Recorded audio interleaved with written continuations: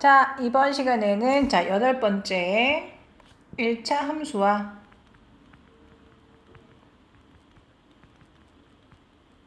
그 그래프다. 그러니까 1차 함수를 그림을 그려보지. 그 그림을 한번 그려보자는 건데, 자, 우선 1차 함수라는 걸 알기 전에 우선 함수라는 거 뭔지 알아야 되는데, 자, 먼저 함수에 대해 선생님이 설명을 해볼게. 자, 함수라는 건 뭐냐면, 자, 미지수가 뭐 x, y가 있었을 때, 예를 들어서 y는 뭐라고 할까? y는 4x라고 하자. 4x라고 하면 x의 값을 하나 넣으면 y 값이 딱 하나 나오죠. 자, 이런 경우 우리가 함수라고 하는 거야. x에다가 어떤 값을 하나 넣었을 때 y 값이 하나가 딱 나와야 돼. 하나가. 개수가 딱 하나 나와야 돼. 8이라도 개수가 하나 딱. x에 0 집어넣으면 y 0 나오죠? 0이라도 무조건 개수가 값이 딱 하나 나와야 되는 거야. 이런 경우 우리가 함수라고 하는데, 뭐 대부분이 다 함수가 될 수 있는데, 예를 들면 어떤 경우가 함수가 안 되냐면, y는 4의 약수라고 한번 해보자. y는 4의 약수다. 그러면 4의 약수는 예를 들어서 4의 약수 하면 되겠다. 여기다가 x의 약수라고 할게. 그러면 x에 만약에 4를 집어넣어봐. 그러면 4의 약수는 뭐가 있죠? 1, 2, 4가 있죠. 그럼 y 값이 1도 되고 2도 되고 4도 되는 거거든. 그럼 이런 경우 함수가 돼, 안 돼? 함수가 되지 않는다. 하지만 이런 경우는 함수가 돼. x의 약수의 개수다. 이러면 x에 4를 집어넣어봐. 그럼 약수 개수가 1, 2, 4, 3개 나오잖아. y 값이 딱 3, 하나 나오거든요.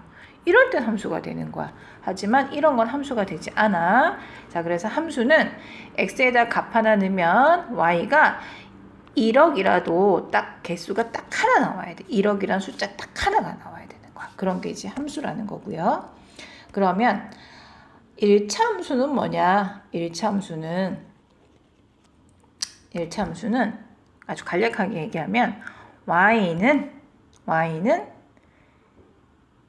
이거 흔들렸네. 자, y는 ex 이런 게 1차 함수인 거야. 1차 함수.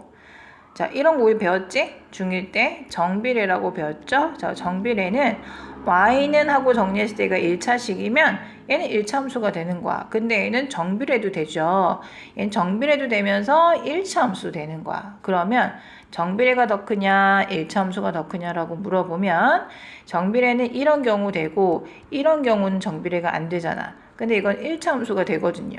1차 함수가 더 범위가 커. 더 등치가 커. 정비례가 1차 함수 안에 들어있는 거야. 뭐 여하튼 간에 1차 함수라는 건 y는 하고 이렇게 1차식으로 이렇게 표현이 된 거야.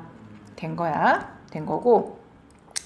그래서 이제 우리가 1차 함수에 대해서 뒤에 우선 한번 볼까? 1차 함수에 대해서 먼저 배울 거고 1차 함수가 뭔지 한번 배울 거야. y는 ax 플러스 b꼴이라고 했어. 1차 함수 이런 거. 그 다음에 1차 함수가 요런 거. 이런 게 1차 함수인데 그러면 이런 1차 함수에 대해서 한번 알아보고 그럼 그 1차 함수가 그림이 어떻게 그려지냐라고 했는데 정비례는 그래프가 원점을 지나는 직선이잖아요. 근데 1차 함수는 원점을 지나지 않아도 돼. 하지만 모양은 직선 모양이 나와. 그리고 기울어진 정도가 좀 달라진 어떤 직선 모양이 나오거든요. 그래서 이렇게 직선 모양의 그래프가 나온다는 거 우선 전체적으로 그렇게 알고 있으시면 되고요. 그 다음에 1차 함수 그래프의 x절편, y절편인데 이 x절편, y절편 완전 소중합니다. 이거는 고3까지 우리가 가져가는 내용이야. 솔직히 뭐 지금 배우는 건 다 고3에 다 베이스가 되는 거긴 하는데 자, x절편, y절편 이런 말은 많이 쓸 거예요. 앞으로 내내 많이 쓸 거야. 고3 내내 많이 쓸 거고 고3까지 함수에서 x절편, y절편은 기본이야. 기본이야. 잘 알아두셔야 되는데 요거 절편은 떡은 아니야. 떡은 아니고 요거는 이제 그림을 그리면서 이제 설명을 해야 되는데 요거 나중에 다시 한번 또 설명할게요. 자, 그 다음에 아까 얘기했지만 1차 함수는 그래프로 그리면 직선이 나오는데 직선이 나오는데 기울기가 이 정도인 직선이 나오고 기울기가 이 정도인 직선이 나오고 기울기가 또 이렇게 되는 기울기도 나오거든요. 뭐 이렇게 되는 기울기도 나오고. 근데 선생님 말하는 것처럼 이렇게 되고 저렇게 되고 더 많이 기울어지고 이렇게 표현할 수 없잖아요. 그래서 그 기울기에 대해서 정의를 내렸는데 그 정의에 대해서 기울기 또 해석하고 이런 거에 대해서 이제 배울 거야. 그래서 이제 그 기울기에 대해서 뭐 그래프 전체의 어떤 특징을 우리가 한번 살펴볼 거고요. 그리고 일참수가 또 어떤 경우도 있냐면 이렇게 평행인 경우가 있어. 혹은 이렇게 일치하는 경우가 있는데 어떤 경우 이렇게 평행하고 어떤 경우 이렇게 일치하는지에 대해서 한번 알아볼 거고. 그리고 항상 마지막에 나오는 게 뭐야? 활용이죠. 그 단원의 그 챕터의 하이라이트, 활용, 일참수 활용, 즉 어떤 문장을 읽고 식을 적으면 얘는 y는 하고 1차 식으로 이렇게 적힌다는 거야. 이랬을 때 이 문제를 이제 풀어보자는 얘긴데, 그러면 앞에 가서 이제 본격적으로 선생님이 설명을 다시 한번 해볼게요. 자, 함수는 계속 나오기 때문에 너희들이 조금 정확하게 알고 계셔야 돼. 우리가 중2 때는 1차 함수 나오고요. 중3 때는 중2 때 1차 함수 나오고 중3 때 2차 함수 나와요. 그리고 고1 때는 3차 함수가 더 나오겠지. 3차 함수. 그리고 고2 때부터는 고차 함수라고 해서 3차도 나오고 4차 함수도 나온다는 거 알고 계시면 되고요.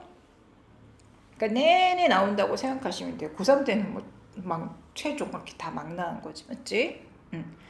자, 그러면 함수는 이제 이렇게 또 이어져 있으니까 기본 베이스를 아주 잘 잡아놔야 돼. 그래프 모양 한번 보고 갈까? 그러면 1차 함수는 직선 모양이라 그랬죠. 근데 2차 함수는 이렇게 포물선 모양. 공을 던지면 움직이는 모양, 포물선 모양이 나오고요. 3차 함수는 뭐 이런 형태가 나오거나 곡선, 이제부터는 곡선이 나오는 거야.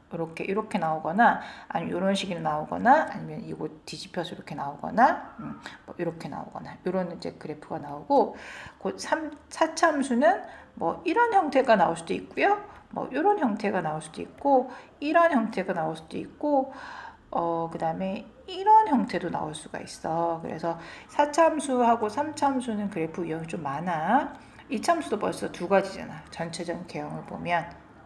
그런데 3차, 4차는 조금 더 많습니다. 요거는 뭐 나중에 더 정확하게 하시면 되고요.